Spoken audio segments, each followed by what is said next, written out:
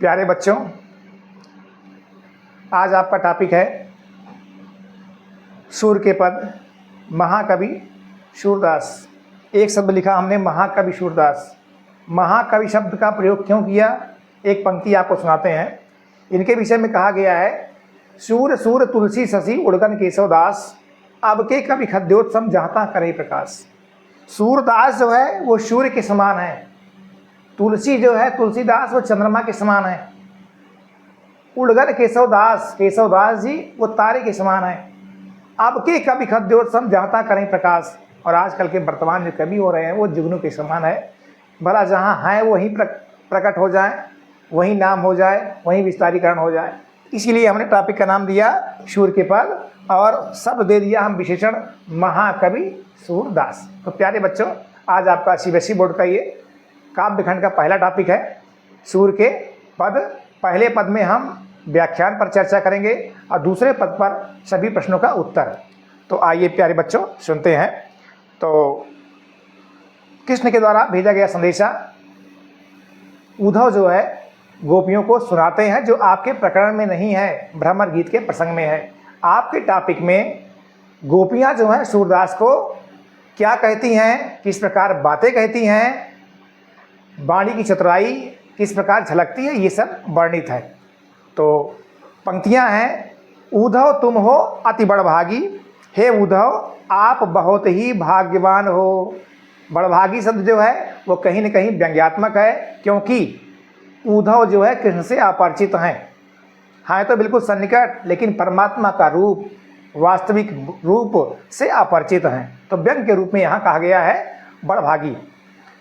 अपरस रहा स्नेह तगाते नाहिन मन अनुरागी, स्पर्श रहते हुए भी, नज़दीक रहते हुए भी कृष्ण के प्रति आपके मन में कोई प्रेम नहीं है। पुरैन पात रहत जल भीतर तारस देहना दागी, जैसे कमल जो है वो खिलता है जल में, कमल के पत्ते पर जल लिप्त नहीं होता है। ज्यों जलमा तेल की गागर बूंद ताको लागी, जैसे तेल से लगाई हुई गगरी जो है, भरी हुई गगरी को जब डुबोआ जाए जल में तो उस पर जल लिप्त नहीं होगा। कपड़े को जल में डालेंगे तो जल अवशोषित करेगा, गाड़ेंगे जो है तो कहीं न कहीं बूंद निश्चित रूप से निकलेगा, लेकिन तेल की गागर से जो है वो जल अवशोषित नहीं करेगा, क्योंकि तेल की चिकनाई जो है वो विद्यमान रहेगी। प्रीति नदी में पाँव न बोरो कृष्ण रूप परागी, हे उद्धव जी आपने प्रेम रूपी नदी में, यहाँ प्रीत नदी में रूपक अलंकार का प्रयोग हुआ है। प्रीति नदी, प्रेम रूपी नदी में आपने पाँव नहीं डुबोया है, नहीं रखा है। दृष्टि रूप परागी, और न आज तक कभी किसी को आपने प्रेम की दृष्टि से देखा ही है। सूरदास अबला हम भोरी गुर चाटी जो पागी। सूरदास जी गोपियों के माध्यम से कह रहे हैं कि गोपियाँ बता रही हैं कि हम अबला हैं, अर्थात बलहीन। बला शब्द के पहले आ लगा हुआ है, आ और अन जो है वह विलोम भाषी हैं। तो गोपियाँ अपने आप को बलहीन बताती हैं। और क्या बताती हैं, एक शब्द आया हुआ है भोरी, भोरी का अर्थ होता है भोली, अपने आप को भोली कहती हैं। जिधर कहा गया उधर मुड़ गई, लेकिन मुड़ना मुड़ाना एक बार केवल। गोपियाँ बहुत ही होशियार हैं, बहुत ही चतुर हैं। बचपन में जो इनकी रक्षा करता था, सुरक्षा करता था, जो नज़दीक रहता था, केवल उसी की हैं। अर्थात गोपियाँ कृष्ण की प्रेमा भक्ति में तल्लीन हैं, अपनी स्थिति बता रही हैं अगले शब्दों में। गुड़ चाटी जो पागी, हमारी स्थिति गुड़ में चींटी के समान है। जैसे वर्षा ऋतु के होने पर जब गुड़ में चिकनाई आती है, थोड़ा सा रस निकलता है, तो कहीं न कहीं चींटियाँ जब पड़ती हैं उसमें, तो उसमें हाथ पाँव अर्थात छोटे छोटे जो उनके होते हैं अंग, वो टूट जाते हैं, वो मर जाती हैं चींटियाँ, लेकिन निकल नहीं पाती हैं। तो गुड़ में चींटी का रूप जो है वो गोपियों को बताया गया है। सूरदास जी इस पंक्तियों के माध्यम से यहाँ बता रहे हैं कि गोपियाँ गुड़ा और चींटी हैं। ये था आपका पहला पद। दूसरे वाले पद में फिर जो है गोपियाँ किस प्रकार से अपने मन की बात को सिमेट करके रह जाती हैं, उनको अनुकूल की स्थिति नहीं मिलती है। अनुकूल मिलती तो बात कहती, कह क्या रही हैं, मन की मन ही मांझ रही। हे उद्धव जी हमारे मन की बात तो हमारे मन में ही रही, यदि आप अनुकूल होते, अनुकूल और प्रतिकूल दो शब्द हैं, यदि आप अनुकूल होते तब मैं अपनी बात आपसे कुछ कहती, लेकिन आप तो प्रतिकूल हैं। कृष्ण की बात सुनाने आप नहीं आए हैं, आप तो कृष्ण से विमुख करने आए हुए हैं। इसलिए मैं अपने मन की बात कैसे कहूँ, मन की मन ही मांझ रही। फिर आगे कहती हैं, कहिए जाए कौन पै उधो नाही परत कही। हम अपनी बात को आपसे कैसे कहें, मुझसे तो कुछ कहते ही नहीं बन रहा है। अवध यधार आसावन की तन मन बिथा सही। कृष्ण जी के आने का जो भी समय था, जो हमारा आधार था, उन्हीं के उद्देश्य से तन और मन की पीड़ा को आज तक मैंने सहा। फिर आगे क्या कह रही हैं, अब इन योग संदेशन सुन सुन बिरहिन बिरह दही। अब आपके इस योग का संदेशा सुन करके हम बिरहिणी गोपियों की विरह वेदना और बढ़ गई, और ज़्यादा हो गई। चाहत हुती गुहार जितते उततह धार बही। अभी तक हमने अपनी विपत्तियों के समय जिसको गुहार लगाती थी, आवाज़ देती थी, पुकारती थी, आज वहीं से कष्ट मिल रहा है। अर्थात कृष्ण जी ही ने आपको भेजा है, योग संदेशा आप वहीं से लाए हुए हो। वो आपको न भेजते तो आप हमारे पास ना आते। तो अर्थात कहीं न कहीं कष्ट को देने वाले कन्हैया ही हैं, कृष्ण ही हैं, ऐसे गोपियाँ बता रही हैं। सूरदास अब धीर धरई क्यों मर्यादा न लही। आखिरी पंक्ति में सूरदास जी गोपियों के माध्यम से कह रहे हैं कि गोपियाँ ये बता रही हैं, अब हम धैर्य धारण कैसे करें, क्योंकि मर्यादा न लही। कृष्ण जी सारी मर्यादा को तोड़ दिए हैं।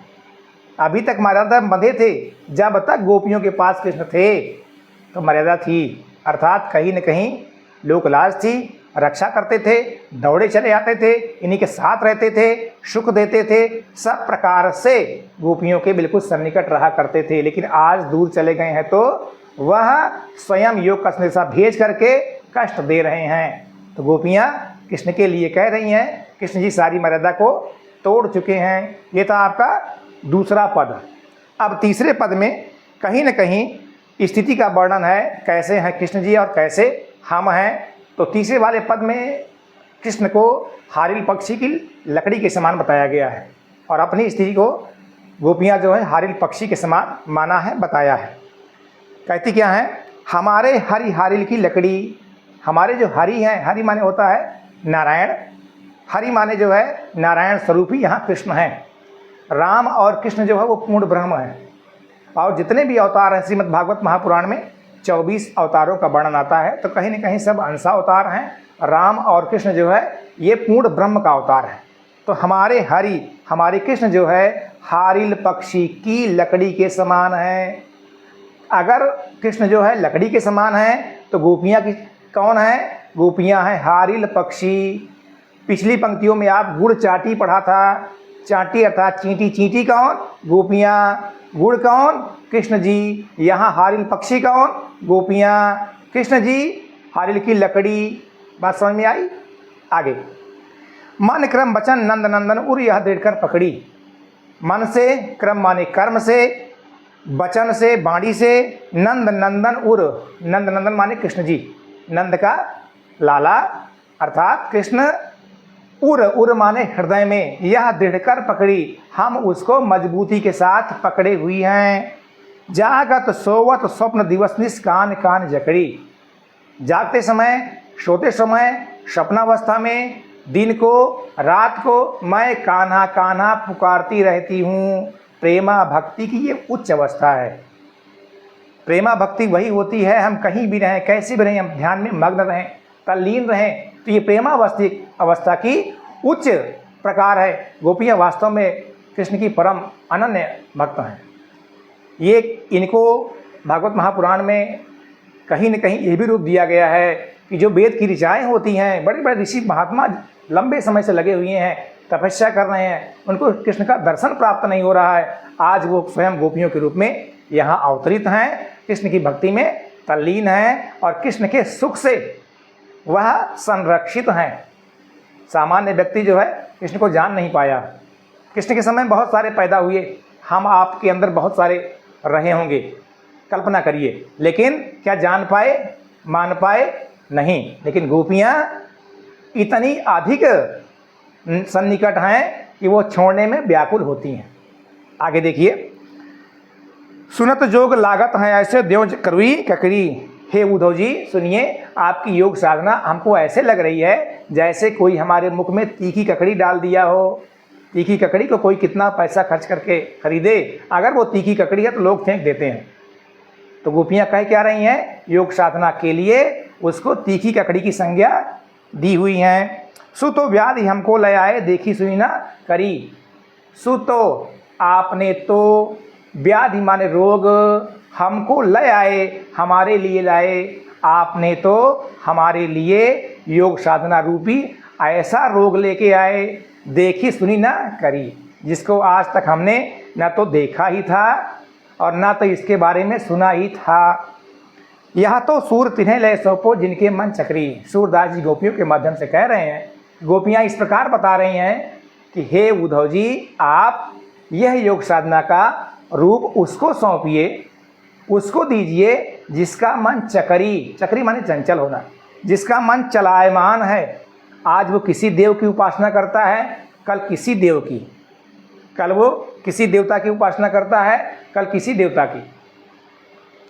तो कहीं न कहीं जिसका मन चंचल होता है, चलायमान होता है, भ्रमित होता है, वह जो है उसको आप सौंपिए, उसको दीजिए। हम एक ही पथ पर आरूढ़ हैं, हमारे लिए केवल एक कृष्ण, कृष्ण की भक्ति में हम हमेशा तल्लीन रहती हैं। तो हमको यह रूप नहीं चाहिए, योग साधना नहीं चाहिए, हमारे लिए केवल ये रोग है, पीड़ा है। तो जिनका मन चंचल हो, श्रीमान जी आप उसको सौंपिए। तो ये तीसरे वाले पद में गोपियाँ अपने आप को हारिल पक्षी बताती हैं, कृष्ण को लकड़ी बताती हैं, और इनके योग साधना को एक प्रकार का व्याधि बताया गया। ये था आपका तीसरा पद। और अब आप आगे चौथा पद पर देखिए, किस प्रकार से कृष्ण के लिए भी दो शब्द कहती हैं।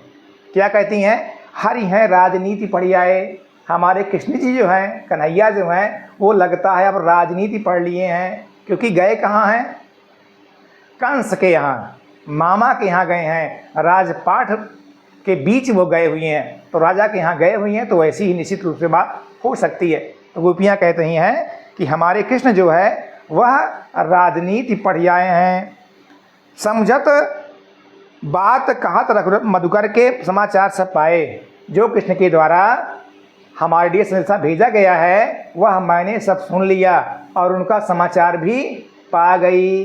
किस प्रकार से वो भेजे हैं, क्यों भेजे हैं, क्या कह रहे हैं, सब कुछ आपकी बात हम सुन करके वह समझ गई। एक राति चतुर होते पहले ही अब गुरु ग्रंथ पढ़ाए। एक तो वो पहले से ही बहुत चतुर थे, होशियार थे, और गुरु के द्वारा आप कुछ और पढ़ा दिए गए होंगे। यहाँ गोपियाँ कल्पना कर रही हैं, बता रही हैं किसके बारे में, कृष्ण के बारे में। किससे बता रही हैं, उद्धव से बता रही हैं। तो चारों पद में कहने वाली कौन है, गोपियाँ हैं। किससे कह रही हैं, उद्धव से कह रही हैं। तो गोपियाँ बहुत तरह तरह की बातें करती हैं। आगे आपको प्रश्न पाएंगे, इनकी वाणी की चतुराई लिखिए, ऐसे भी आपके प्रश्न बनेगा। तो आगे, बढ़ी बुद्धि जानी जब उनकी योग संदेश पठाए। हमने जान लिया उनकी बुद्धि जो है बहुत बढ़ गई है, बुद्धि बढ़ गई है, तभी वो हमारे लिए योग संदेशा भेज दिए हैं। आपको भेज करके आपके माध्यम से योग संदेशा भेजे हुए हैं। उनकी बुद्धि बहुत बढ़ गई है, तभी ये काम किए हुए हैं। उद्धव भले लोग आगे थे पर ही दौलत ढाए। हे उद्धव जी, पहले कृष्ण जी बहुत अच्छे थे, जो परहित, दूसरों के हित के लिए दौलत अर्थात भागा करते थे, दौड़ करके उसकी रक्षा करना, सुरक्षा करना, ये सब किया करते थे। कौन, कृष्ण जी। बता कौन रहा है, गोपियाँ। किससे बता रही हैं, कृष्ण से, उद्धव से बता रही हैं कि पहले ये बहुत अच्छे थे, जो दूसरों के हित के लिए दौड़ते थे, फिरते थे, उसका काम बनाते थे, ऐसे थे कृष्ण हमारे। अब अपने मन पाई फेरी हैं चलत जुहुदे चुराए। अब पता नहीं क्यों हमसे अपना मन फेर लिए हैं। जो यहाँ से जाते समय हमारा मन चुरा के चले गए थे, आज पता नहीं क्यों हमसे मन फेर लिए हैं। ते क्यों अनीति करे आपुन जे और अनीत छुड़ाए। वो आज हमारे साथ अन्याय क्यों कर रहे हैं, जो दूसरों को न्याय दिलाते हैं, अन्याय से रक्षा करते हैं, वो आज हमसे क्यों अन्याय कर रहे हैं, हमारे बीच इस प्रकार का प्रस्ताव भेजे हुए हैं, इस प्रकार की चर्चा हो रही है। फिर आगे, राजधर्म तो यह है शूर जो प्रजा न जाहि सताए।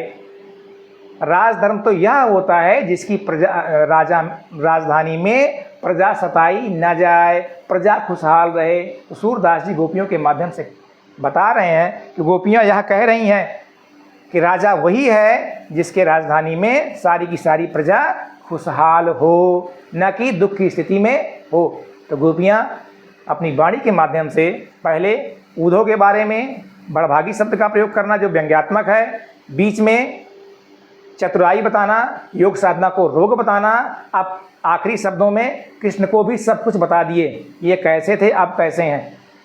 क्या यही राजधर्म है? क्या यही न्याय संगत है? क्या इसी प्रकार होना चाहिए? तो गोपियाँ कृष्ण को भी नहीं छोड़ी हैं। इन शब्दों में आपका यह चारों पद जो है वह वर्णित है। तो प्यारे बच्चों, बस आज के लिए इतना ही। अगले दूसरे भाग में हम सभी प्रश्नोत्तर पर चर्चा करेंगे।